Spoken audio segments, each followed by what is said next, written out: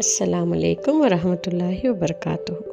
आज हम बनाने जा रहे हैं केरला बनाना का स्वीट करी। ये हम मॉस की करी भी कहते हैं। इसको चपातीस के साथ, रोटीज़ के साथ खा सकते हैं या फिर ऐसे ही। इसके लिए हमें चाहिए 1 लीटर ऑफ कोकोनट मिल्क।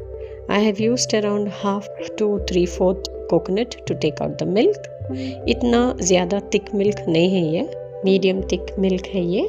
इसको थिक बनाने के लिए I'll be adding 2 tablespoons of rice flour। Rice flour add करके अच्छे से मिक्स करिए so that no lumps are remaining। I have not yet switched on the flame। Now add 2 to 3 cardamoms। Just peel off the skin like that and add it to the milk।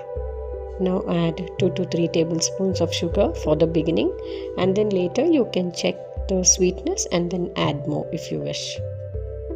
Now switch on the flame and keep on medium heat. As the milk starts heating up, look, the consistency is getting thicker। Now reduce the flame to low। Keep stirring in between। It should not stick to the bottom of the vessel। Keep stirring। I felt the sugar was less, so added 3 more tablespoons। So all in all, I've added 6 tablespoons। You can add according to your taste। Now the curry is nice and thick। Let's check the bananas। I have cut 4 to 5 Kerala bananas।